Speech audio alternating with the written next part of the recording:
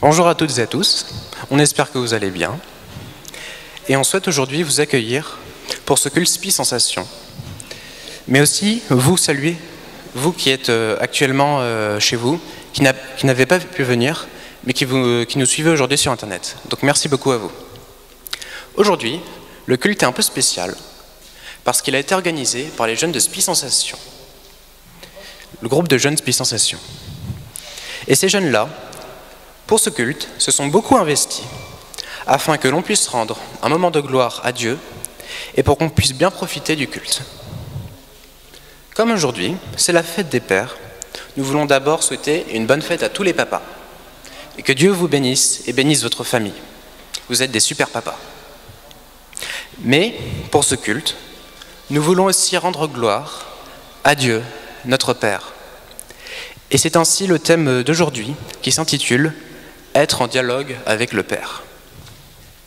Alors, pour ce message, je voulais introduire par un verset biblique que j'ai choisi, qui se trouve dans 1 Jean, chapitre 3, verset 1. « Voyez quel amour le Père nous a témoigné, pour que nous soyons appelés enfants de Dieu. Et nous le sommes.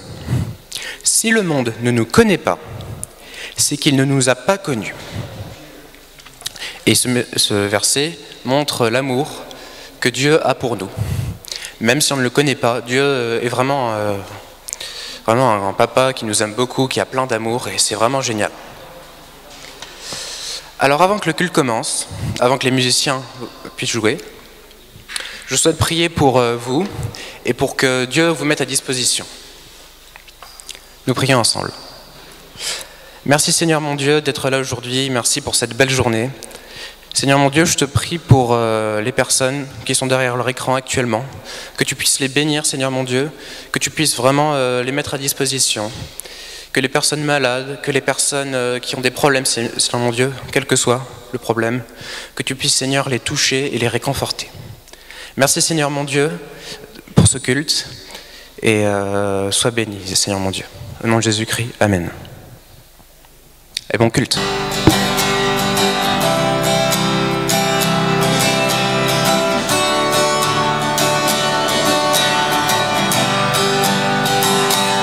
Quand le bonheur s'en va, et que je reste là, ton esprit dit tout bas, que tu es mon papa. Quand le bonheur s'en va, et que je reste là, ton esprit dit tout bas, que tu es mon papa.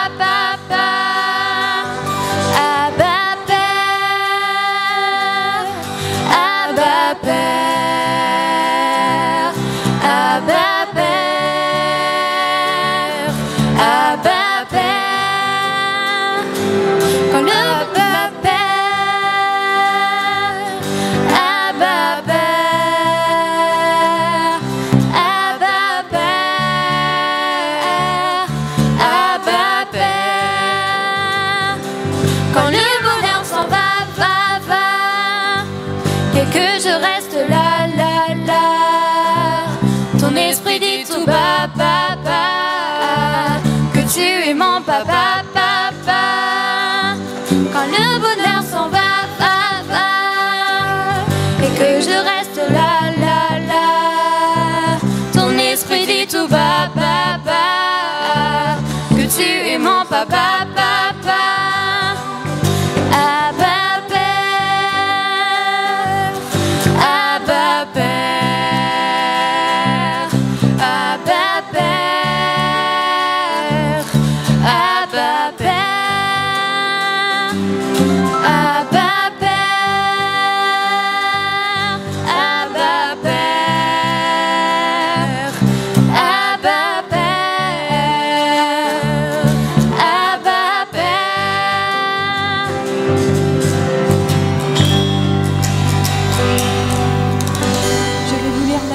Versets 31 à 33. Ne vous inquiétez donc pas et ne dites pas que mangerons-nous, que boirons-nous, avec quoi nous habillerons-nous. En effet, tout cela, ce sont les membres des autres peuples qui le recherchent. Or, votre Père céleste sait que vous en avez besoin. Recherchez d'abord le royaume et la justice de Dieu, et tout cela vous sera donné en plus.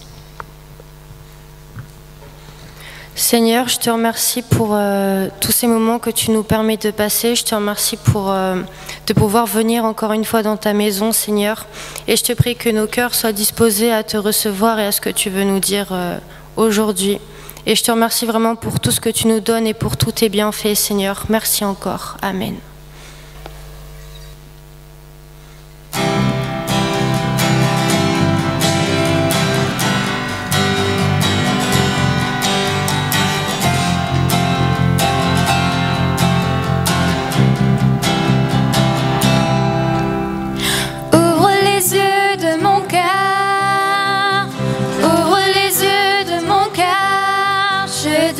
Te voir, je désire te voir.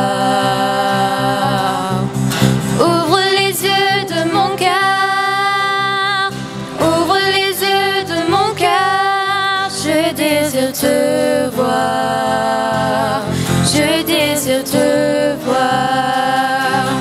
Élevé au plus haut des cieux, rayonnant de l'éclat de ta gloire, répands ton amour, ta force, alors que nous chantons, tu es saint.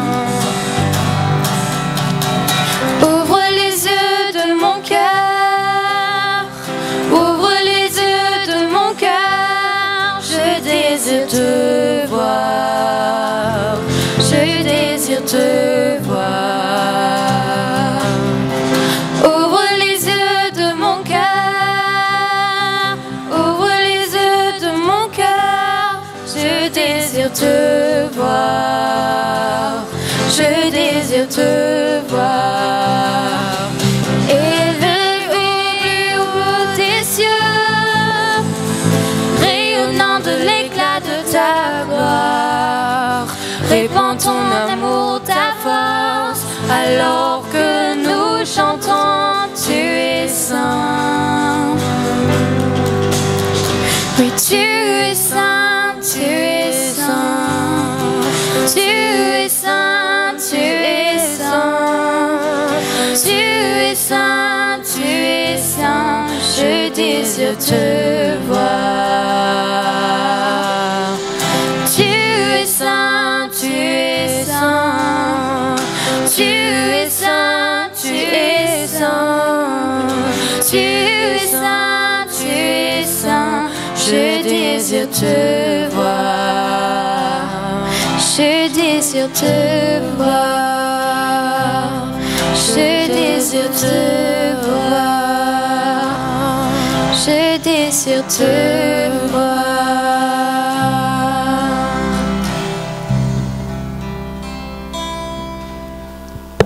Je vais vous lire Jean 14, versets 8 à 11. Philippe lui dit, « Seigneur, montre-nous le Père, et cela nous suffit. » Jésus lui dit, « Il y a si longtemps que je suis avec vous, et tu ne me connais pas, Philippe. Celui qui m'a vu a vu le Père. Comment peux-tu le dire? Montre-nous le Père. Ne crois-tu pas que je suis dans le Père et que le Père est en moi? Les paroles que je vous dis, je ne les dis pas de moi-même. C'est le Père qui vit en moi, qui fait lui-même ses œuvres. Croyez-moi, je suis dans le Père et le Père est en moi. Sinon, croyez-moi, moi au moins, à cause de ses œuvres. » Oui Seigneur, nous voulons te louer Seigneur ce matin. Merci encore pour tout ce que tu fais dans nos vies Seigneur. Tu es un Dieu grand, tu es un Dieu merveilleux, toujours présent Seigneur dans les tempêtes. Je te prie vraiment Seigneur pour tous ceux qui écoutent Seigneur, que tu puisses restaurer leur cœur Seigneur, pour qu'ils soient tout entiers à t'adorer même quand ça va pas. Je te remercie pour tout ce que tu fais encore dans nos vies, pour qui tu es. Merci Seigneur de nous pardonner, merci de nous emmener dans ta présence Seigneur. Merci de détruire toute barrière, tout lien qui pourrait nous séparer de toi. Merci encore pour ton amour et ta présence Seigneur. Sois glorifié au nom de Jésus. Amen. Bonjour, aujourd'hui je vais vous introduire la Sainte Seine. On va lire dans 1 Corinthiens 11 du verset 23 au verset 29. Je lis la parole de Dieu. Car j'ai reçu du Seigneur ce que je vous ai enseigné. C'est que le Seigneur Jésus, dans la nuit où il fut livré, prit du pain et après avoir rendu grâce, le rompit et dit : « Ceci est mon corps qui est rompu pour vous, faites ceci en mémoire de moi. » De même, après avoir soupé, il prit la coupe et dit : « Cette coupe est la nouvelle alliance en mon sang. Faites ceci en mémoire de moi toutes les fois que vous en boirez. Car toutes les fois que vous mangerez ce pain et que vous buvez cette coupe, vous annoncez la mort du Seigneur jusqu'à ce qu'il vienne. C'est pourquoi celui qui mangera le pain ou boira la coupe du Seigneur indignement sera coupable envers le corps et le sang du Seigneur. Que chacun donc s'éprouve soi-même et qu'ainsi il mange du pain et boive de la coupe. Car celui qui mange et boit sans discerner le corps du Seigneur mange et boit un jugement contre lui-même. » Amen à la parole de Dieu. Alors, la Sainte Seine, ce n'est pas un rituel. Elle n'est pas non plus une habitude. Quand nous la mangeons, nous devons nous souvenir de Jésus, de ce qu'il a fait pour nous. Ce n'est pas un simple repas, une collation, un petit déjeuner. Mais c'est Jésus qui a versé son sang pour nous, réconcilié avec le Père. N'oublions jamais que nous bénéficions de sa mort et de son amour. Jésus ne nous a pas fait un don du sang. On ne lui a pas non plus prélevé du sang, mais il nous a donné tout son sang, toute sa vie, pour que nous ayons la vie éternelle et que nous entrions en alliance avec Dieu, le Père, en tant que ses enfants. Je vais vous accorder un temps de prière.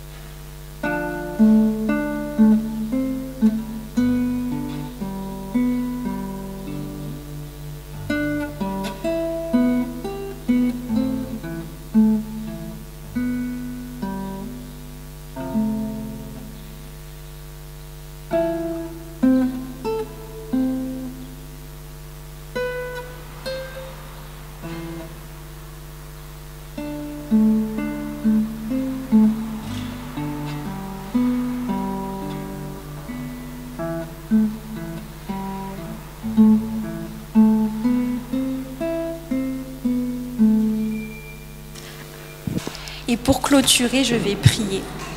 Père, nous te remercions. Merci d'être mort sur la croix pour nous, d'avoir tout versé, d'avoir versé ton sang par amour et de faire de nous tes enfants. Nous te demandons pardon, Seigneur, de nous être éloignés de toi et d'avoir pris la Sainte Seine sans nous être souvenus de toi. Ce matin, nous voulons nous engager à nouveau à te servir. Nous nous engageons de nouveau à t'aimer. Au nom de Jésus qui est mort sur la croix pour nous. Amen.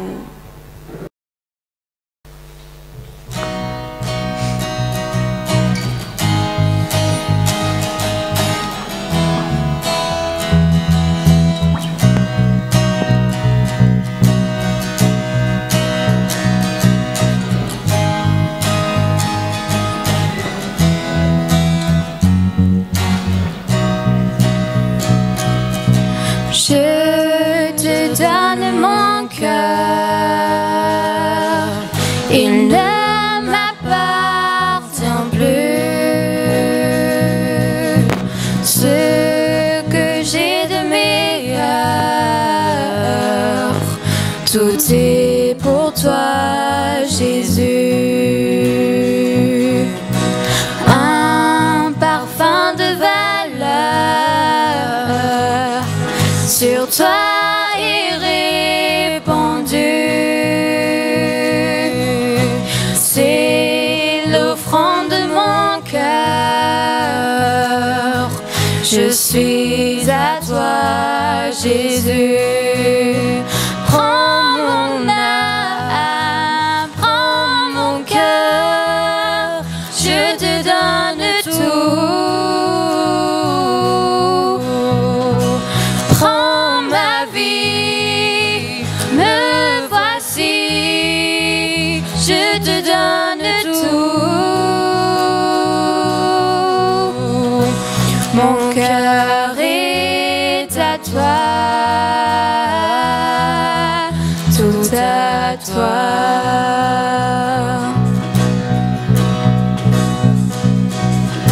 Je te donne mon cœur,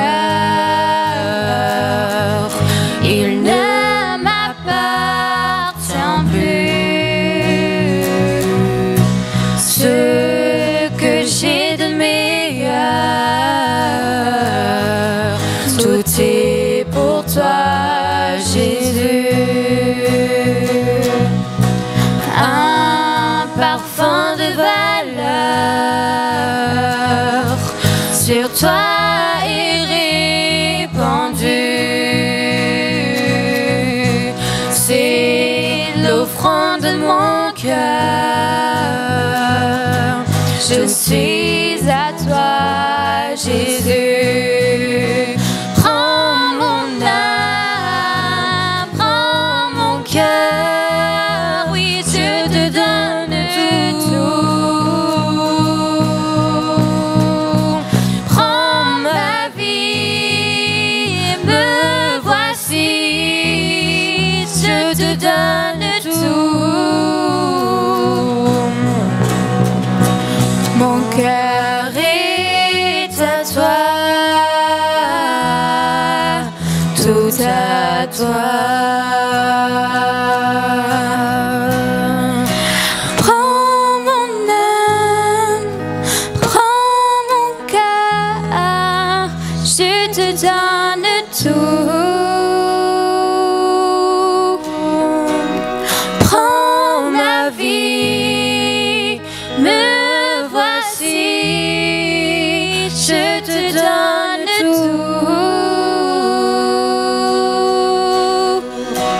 Mon cœur est à toi, tout à toi. Mon cœur est à toi, mon cœur est à toi, tout à toi.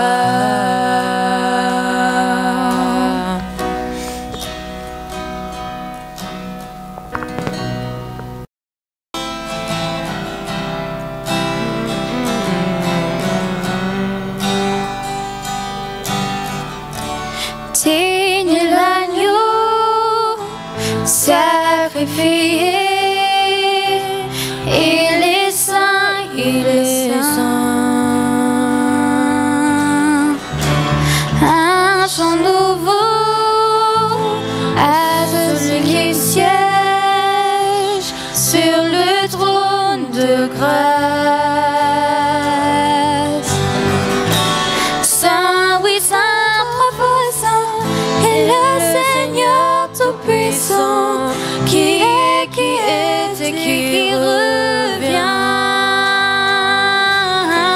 Je chante avec la création, louange au roi des rois. Oui, tu es tout pour moi, et je veux t'adorer.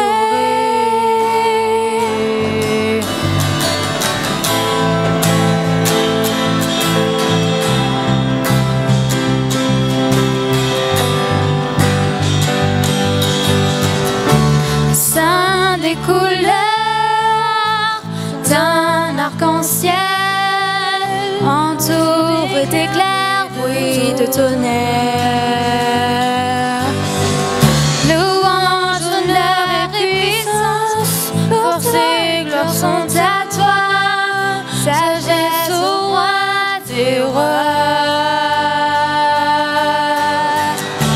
Saint, oui, saint, trois fois saint, et le Seigneur Tout-Puissant, qui est et qui revient.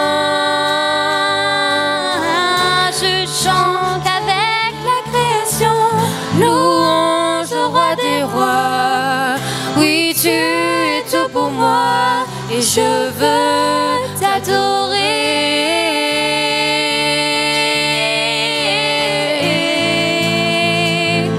Oh,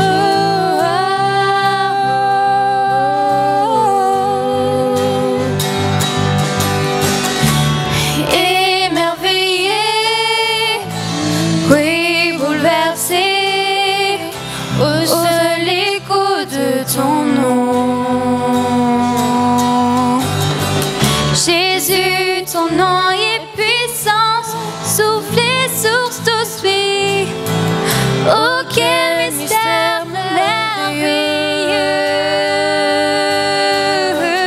Saint, oui, Saint, trois fois Saint, est le Seigneur tout-puissant, qui est et qui revient. Je chante avec la création, louange au roi des rois. Oui, tu es tout pour moi, et je veux t'adorer. Je veux t'adorer. Je veux t'adorer. Je veux t'adorer. Saint, oui, Saint, trop feu saint, et le Seigneur tout-puissant, qui est et qui revient. Je chante avec la création, louange au roi des rois. Oui, tu es tout pour moi, et je veux t'adorer.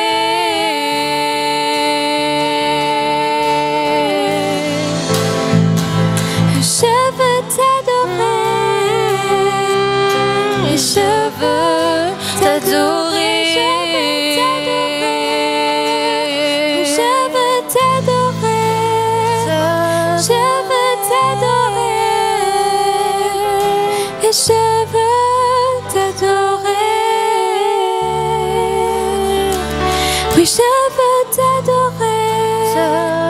Je veux t'adorer. Et je veux t'adorer. Je veux t'adorer. Je veux t'adorer. Je veux t'adorer. Et je veux t'adorer.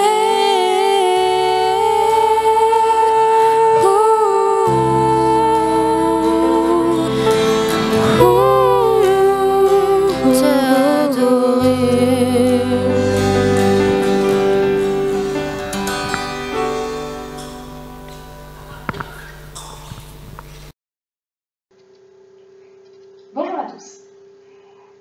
Comme vous l'avez déjà entendu, nous voulons parler ce matin, dans la prédication, du dialogue avec le Père. Et je voudrais que nous réfléchissions à ce que Jésus a voulu dire lorsqu'il nous a présenté Dieu comme notre Père et ce que cela implique dans notre communication avec lui. Alors, en premier lieu, nous allons voir les voies, V-O-X, du dialogue et le privilège que nous avons de pouvoir parler de Dieu comme à un Père. Alors, en psychologie, on distingue le rôle du géniteur, qui a engendré l'enfant, et celui du père. Alors, la plupart du temps, c'est la même personne, mais ce n'est pas forcément le cas. Alors, pour qu'un homme soit considéré comme le père d'un enfant, il faut qu'il y ait une relation entre les deux, une relation d'amour, de respect et de confiance. Le père est celui qui va permettre le développement de la personnalité de l'enfant et qui va lui permettre de prendre sa place dans la société. Il pose le cadre de la loi pour l'enfant et l'aide à intégrer celui-ci, ce qui va sécuriser l'enfant et lui montrer ses limites. Et donc, lui permettre de forger sa personnalité, son identité, en s'appuyant sur le modèle du père. Celui-ci le conforte dans son développement et le valorise. Alors, lorsqu'on voit cette définition psychologique, on comprend pourquoi la Bible ne dit pas que Dieu est le Père de tous les hommes, bien qu'il soit le créateur de tout le monde. Mais là, dans le fait qu'il soit le créateur, on est plus dans le côté géniteur. En effet, la plupart des hommes ont refusé cette relation avec Dieu. Et cette relation que Dieu leur propose, ils lui ont tourné le dos. Ils n'ont ni accepté sa loi, ils n'ont pas voulu suivre ses voies pour forger leur identité. Et leurs actes, leurs paroles, leurs pensées, et souvent les nôtres, admettons-le, reflètent que nous tournons le dos à Dieu. C'est ce que la Bible appelle le péché. Or, Dieu est saint et juste et il ne peut pas l'accepter. Et la sanction du péché, malheureusement, c'est la mort éternelle. Et nous sommes privés de la présence de Dieu. Mais Dieu, malgré le péché, aime tous les hommes d'un amour infini. Il ne veut pas qu'ils meurent. Il ne peut pas se contenter d'être leur créateur. Il veut être leur père. Il veut qu'ils soient ses enfants. Pour opérer ce changement, Dieu a envoyé son Fils, Jésus-Christ, comme nous l'avons vu lors de la Sainte Seine. Il l'a puni alors qu'il n'avait pas péché. Il l'a puni pour nos péchés, en le faisant mourir sur la croix. Et par cette mort, le chemin de la relation avec Dieu le Père est de nouveau ouvert pour tous.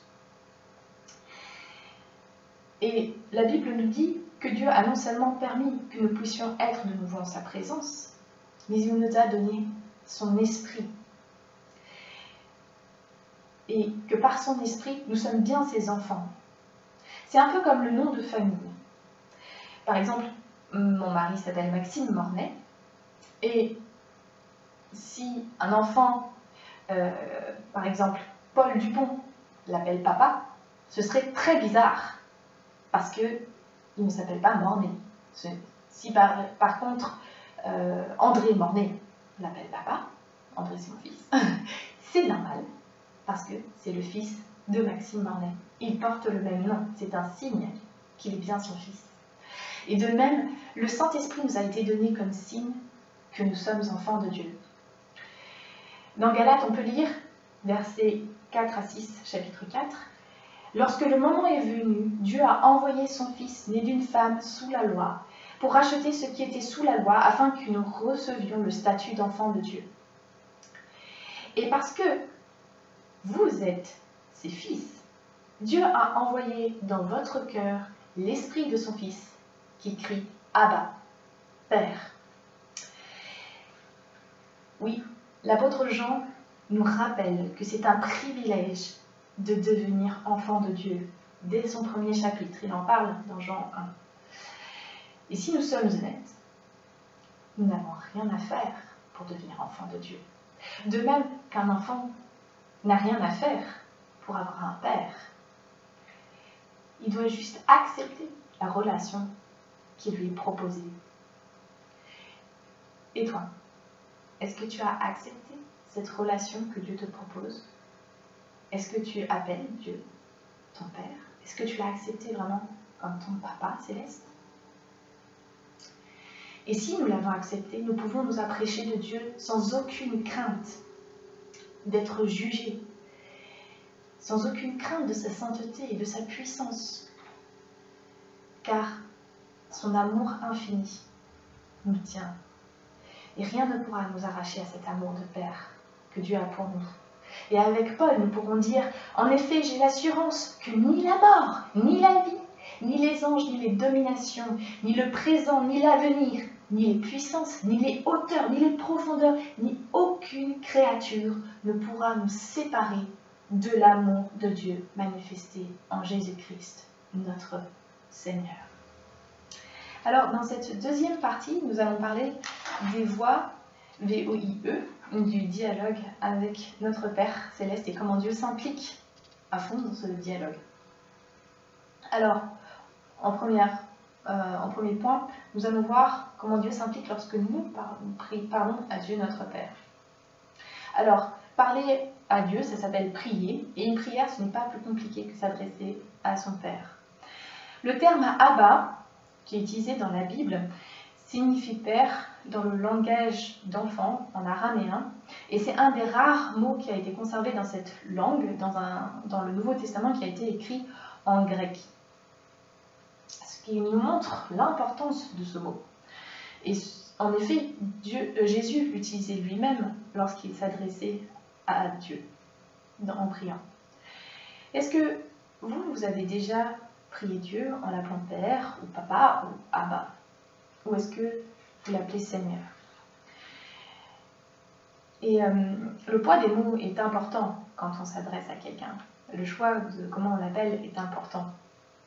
Par exemple, si Maxime m'appelle Karen, c'est pas tout à fait la même chose que s'il me dit chérie.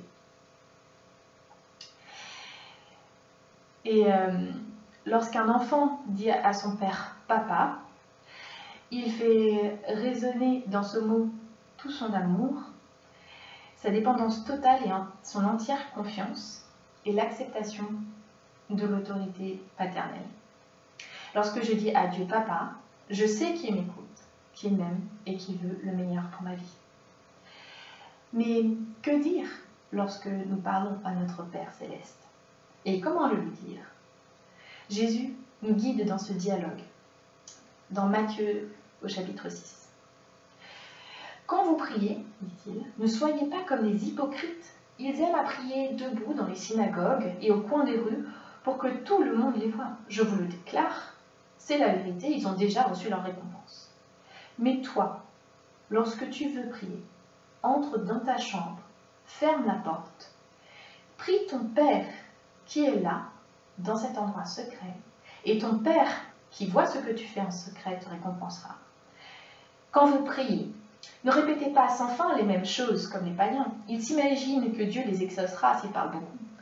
Ne les imitez pas, car Dieu, votre Père, sait déjà ce de quoi vous avez besoin avant que vous ne le lui demandiez. Alors quand vous entendez ça, vous lui dites « Ah, c'est pratique, pas besoin de prier, Dieu sait déjà. » Mais souvent, les parents savent ce que leurs enfants vont leur demander, mais ils attendent qu'ils le formulent. Car en formulant leurs besoins, leurs émotions, leurs pensées, ils forgent leur personnalité. Ils enrichissent la relation qu'ils ont avec leurs parents. Ils la renforcent. Et c'est la même chose lorsque nous prions à Dieu notre Père.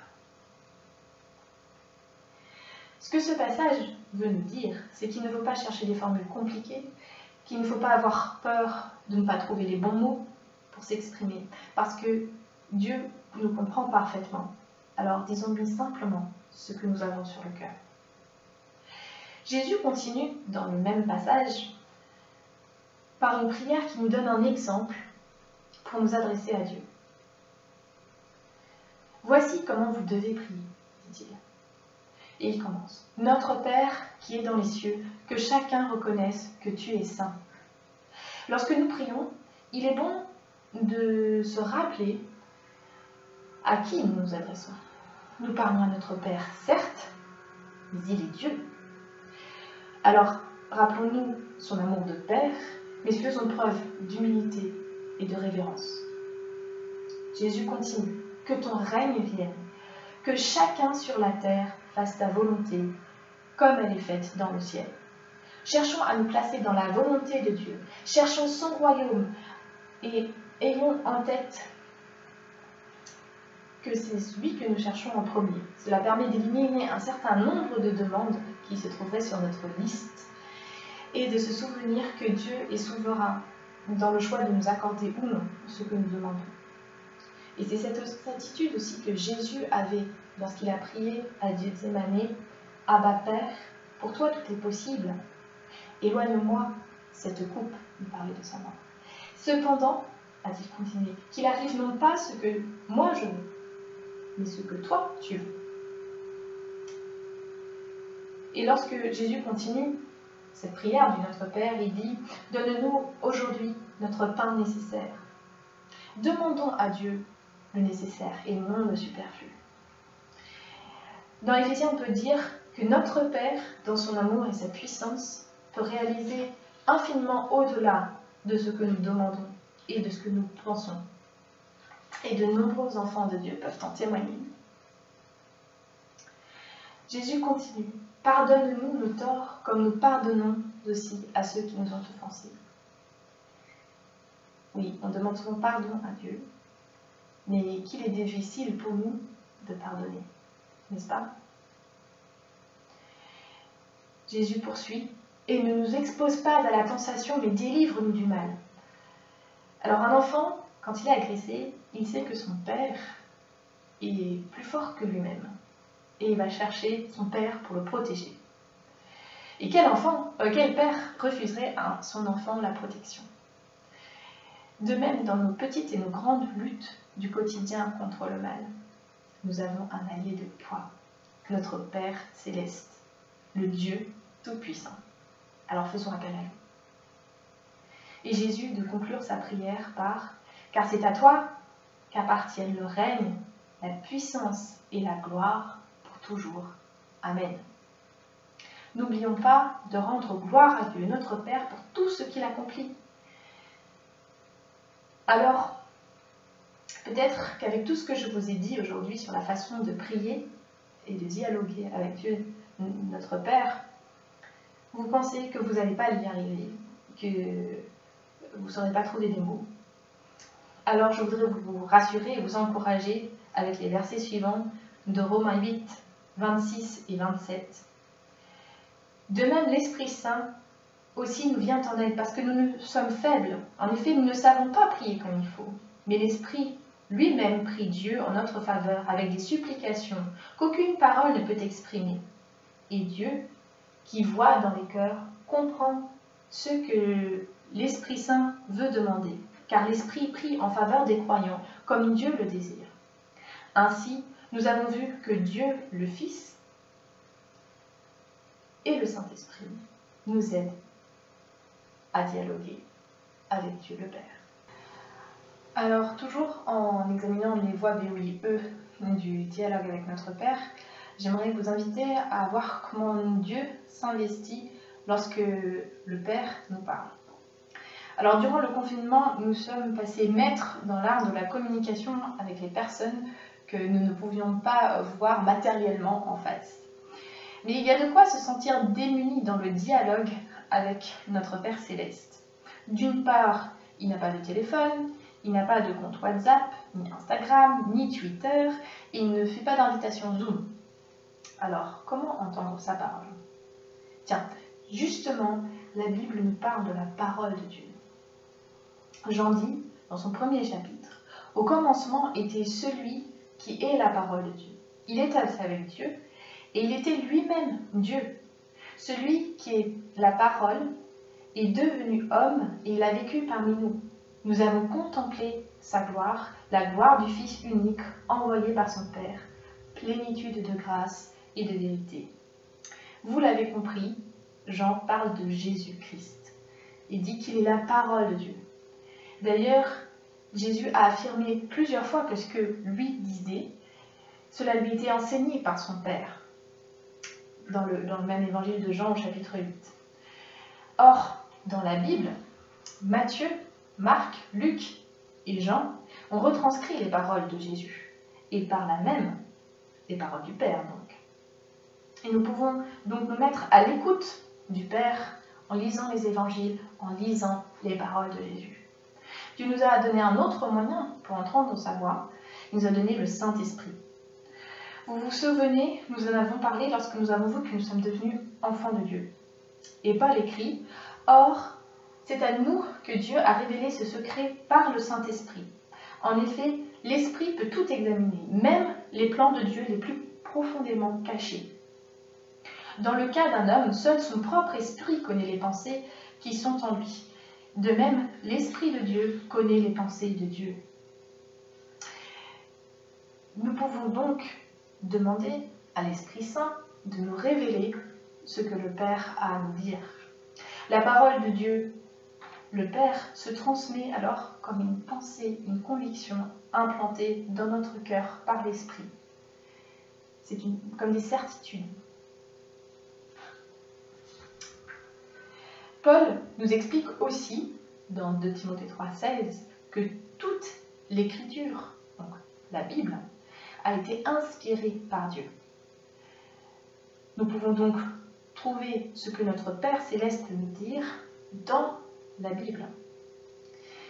Et avant de la lire, n'oublions pas de demander à notre Père Céleste de nous montrer ce qu'il veut nous dire à travers elle. Mais notre Père Céleste nous parle aussi à travers de personnes comme les prophètes dans l'Ancien Testament et ceux qui encore de nos jours ont ce don de transmettre ses paroles.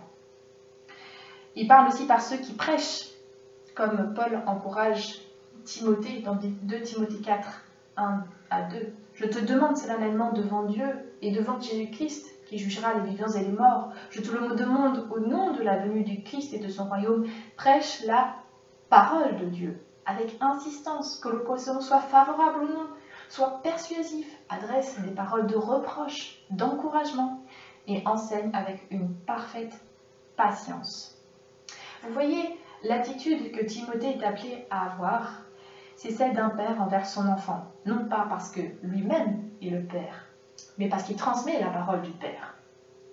Dans la Bible, nous avons aussi beaucoup de témoignages de personnes auxquelles Dieu le Père a parlé dans des rêves, comme Joseph par exemple. Si vous lisez les récits missionnaires ou de Portes ouvertes, vous verrez que Dieu utilise encore de nos jours ce moyen pour transmettre sa parole. Dieu le Père peut aussi utiliser des circonstances pour nous parler. Par exemple, lorsque mes parents ont fait leurs études de théologie, ils voulaient devenir pasteurs de jeunesse dans leur église. Mais durant leurs années d'études à l'Institut biblique, le poste n'était plus disponible. Ils ont eu une opportunité pour devenir missionnaires en Italie. Ils ont demandé confirmation à leur Père Céleste de cette voie et peu de temps après, l'organisation avec laquelle ils étaient en contact leur a annoncé que le projet ne pouvait pas se réaliser. Puis ils ont assisté à une conférence sur la mission en France et tous les deux avaient la profonde certitude qu'ils devaient parler avec le missionnaire qui présentait cette conférence, parce qu'il allait leur dire ce que Dieu avait prévu pour eux après leurs études. Et c'est ainsi qu'ils sont engagés dans cette voie et Dieu leur a ouvert successivement les portes, que ce soit au niveau administratif ou au niveau financier. Ainsi, leur Père Céleste leur a parlé au travers des circonstances de la vie. Et nous avons vu que notre Père Céleste ainsi peut nous parler par Jésus-Christ, son Fils, par les Écritures, par le Saint-Esprit qu'il nous donne. Il peut nous parler par des personnes, des convictions, des songes et des circonstances, mais il peut parler aussi par plein d'autres moyens, car rien n'est impossible à Dieu, aussi au niveau de la communication. Mais Paul nous avertit. Le temps viendra où des gens ne voudront plus écouter le véritable enseignement, car ils suivront leurs propres désirs et s'entoureront d'une foule de maîtres qui leur diront ce qu'ils aiment entendre. Ils fermeront leurs oreilles à la vérité pour se tourner vers des légendes. Le brouhaha de nos vies et de nos envies nous rend parfois sourds à la parole de Dieu. Mes frères et sœurs, soyons de ceux qui gardent les oreilles de notre cœur ouvertes pour entendre sa voix et demandons-lui de nous aider à la discerner par son esprit. J'aimerais maintenant poursuivre avec ma troisième partie. Être en dialogue avec le Père, ça change tout. Alors d'après Wikipédia, le terme dialogue provient du grec dia, qui signifie traverser, au travers, par, entre, et du mot logos, qui signifie la parole, la raison, le verbe. Donc, dans le dialogue, au sens littéral, la parole raisonnée est agissante, elle pénètre, tranche et traverse complètement et méticuleusement. Cette définition fait résonner en nous celle de l'auteur de la lettre aux Hébreux, qui donne, lui, de la parole de Dieu, dans Hébreux 4, 12. Car la parole de Dieu est vivante et efficace. Elle est plus tranchante que toute épée à double tranchant, et elle pénètre plus profond de l'être, jusqu'à atteindre esprit et âme, jointure et moelle. Elle juge les dispositions et les pensées du cœur. Alors, toujours selon Wikipédia, le message contenu dans un dialogue a du sens pour l'existence propre du destinataire. Le dialogue appelle donc à une transformation des protagonistes dans leur être, en toute liberté, par l'écoute active, l'humilité sincère et le respect mutuel. Ah voilà, nous retrouvons exactement les mêmes éléments qu'il y a dans le dialogue avec notre Père Céleste. Et à plus forte raison, ce dialogue avec notre Père Céleste a la puissance de changer nos vies, de transformer notre être. Jacques écrit dans son premier chapitre, « Ne vous faites pas des illusions sur vous-même en vous contentant d'écouter la parole de Dieu. Mettez-la réellement en pratique, car celui qui écoute la parole sans la mettre en pratique ressemble à un homme qui se regarde dans un miroir, se voit tel qu'il est. Après s'être regardé, il s'en va et oublie aussitôt comment il est. En revanche, il y a celui qui examine attentivement la loi parfaite, qui me procure la liberté et s'y attache fidèlement. Il ne se contente pas de l'écouter pour l'oublier ensuite, mais il la met en pratique. Eh bien, celui-là sera béni dans tout ce qu'il fait. » Le dialogue avec le Père change la vie de ceux qui s'y engagent avec sincérité, pour faire de nous des enfants qui ressemblent toujours davantage à Dieu le Fils, Jésus-Christ. Alors, ce dialogue peut entraîner des petits comme des grands changements dans nos vies, mais à chaque pas, notre Père Céleste nous accompagne, comme le fait un papa avec son enfant. Il nous écoute, il nous relève quand nous tombons, il nous encourage. Alors, si la parole du Père transforme nos vies, est-ce que nos paroles ont une influence sur le Père? Écoutons le témoignage du psalmiste dans Psaume 66, les versets 16 à 20. Vous tous, les fidèles de Dieu, venez écouter, car je vous raconte ce qu'il a fait pour moi. Je l'ai appelé au secours, déjà prêt à proclamer sa grandeur. Si j'avais eu des intentions coupables, le Seigneur n'en m'aura pas écouté. Mais voilà, Dieu a écouté. Il a été attentif à ma prière. Merci à Dieu. Il n'a pas écarté ma prière, il ne m'a pas privé de sa bonté. Dieu est un Père parfait, qui écoute nos prières, même les plus courtes, les plus imparfaites, celles qui sont dites dans le secret de nos cœurs. Il répond à nos attentes lorsqu'elles sont en accord avec sa volonté et son plan pour nos vies. Ne doutons pas qu'il a prévu pour nous le meilleur. Et la Bible rapporte aussi que le Père Céleste change ses décisions en fonction de nos prières. Ainsi, on trouve dans Genèse 18 un dialogue qui est rapporté entre Dieu et Abraham au sujet de Sodome. Dieu avait résolu de détruire cette ville et Abraham essaye de l'en dissuader car il trouve que c'est injuste de faire mourir les justes qui résident dans cette ville comme les méchants. Et il demande à Dieu d'épargner la ville s'il y trouve 50 justes. Dieu accepte. Puis Abraham fait la même demande, mais en supposant que dans la ville, il y ait 45 justes. De nouveau, Dieu accepte.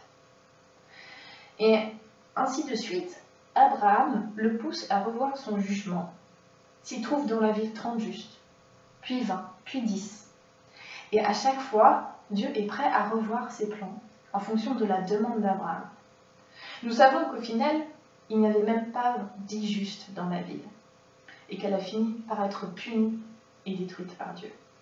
Cependant, cet échange entre Dieu et Abraham nous montre que nous pouvons influencer les décisions de Dieu, notre Père. Alors, ayons de l'audace dans nos prières, mais gardons aussi en tête que Dieu, notre Père, est souverain dans ses décisions et dans les réponses qu'il fait à nos prières. Voilà, j'aimerais conclure. Donc, nous avons vu que Dieu aime tous les hommes, mais que le privilège d'être enfant de Dieu et d'appeler Dieu Abba, Père, est réservé à ceux qui croient en son Fils Jésus-Christ. Notre Père céleste ne veut pas simplement communiquer avec nous, il nous invite à un vrai dialogue qui implique notre être tout entier et celui du Père par Jésus son Fils et le Saint-Esprit. Et ceci est un processus qui nous rend de plus en plus semblables à son Fils Jésus, image parfaite du Père. C'est donc dans le dialogue avec le Père que nous débutons et continuons notre sanctification.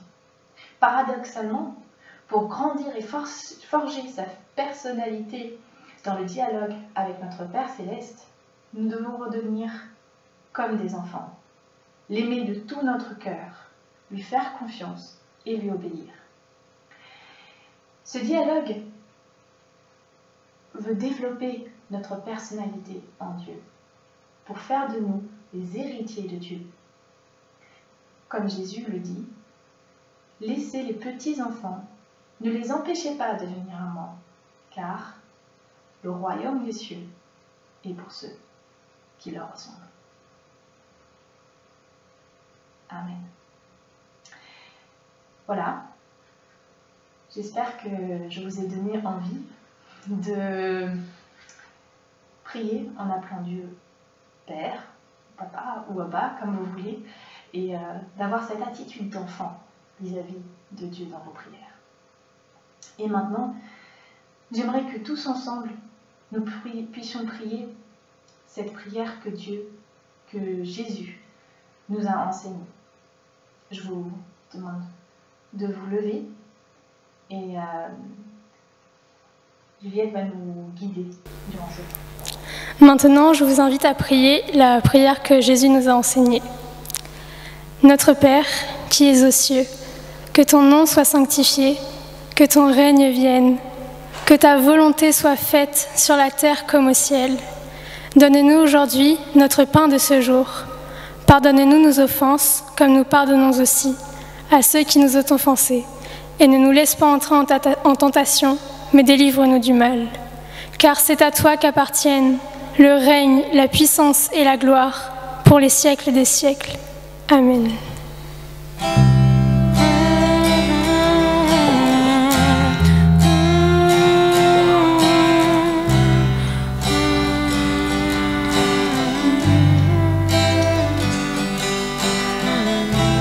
Dieu te bénit et te garde, il rayonne sur toi, il t'accorde sa grâce, ton Dieu se tourne vers toi, te donne paix. Dieu te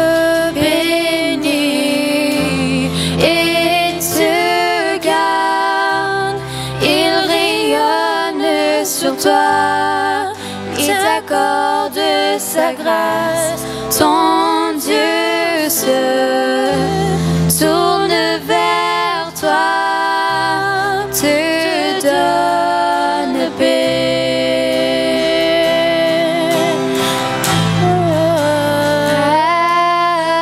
Amen, amen,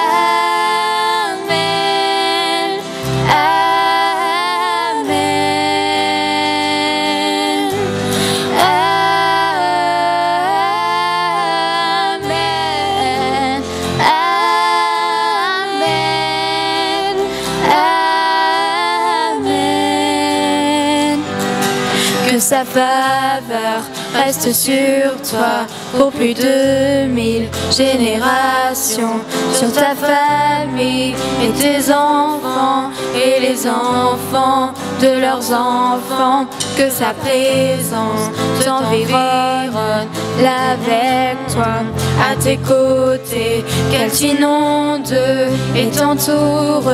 Il est pour toi, il est pour toi, dès le matin jusqu'au coucher, à chaque pas, veillant sur toi, dans les larmes et dans la joie. Il est pour toi, il est pour toi. Amen,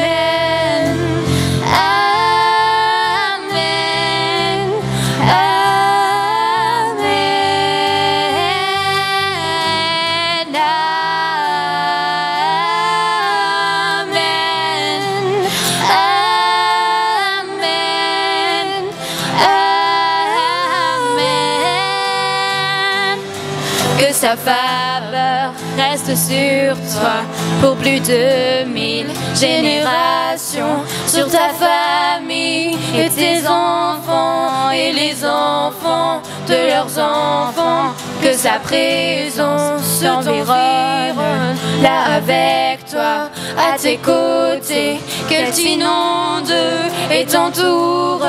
Il est pour toi, il est pour toi, dès le matin jusqu'au coucher, à chaque pas, veillant sur toi, dans les larmes et dans la joie. Il est pour toi, il est pour toi. Amen, amen, amen, amen, amen,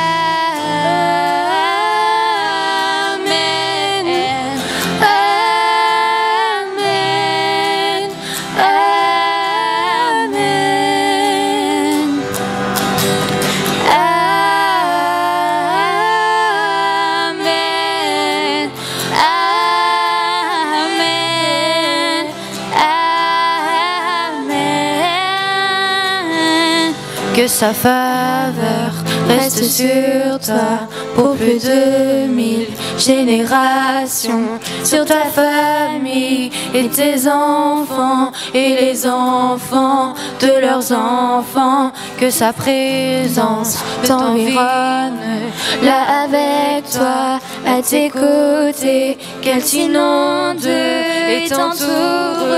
Il est pour toi, il est pour toi, dès le matin jusqu'au coucher, à chaque pas, veillant sur toi, dans les larmes et dans la joie. Il est pour toi, il est pour toi.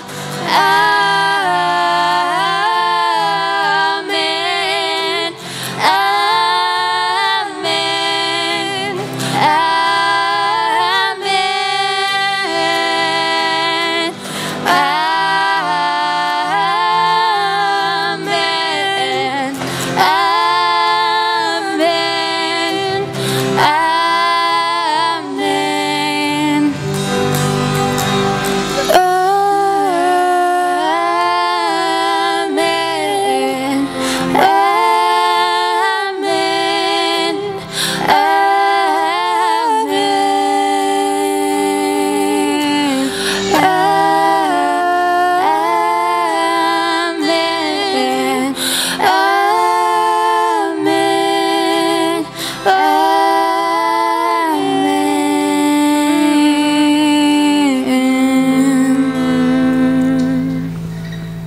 Béni soit l'homme qui fait confiance à l'Éternel et qui place son espérance en lui.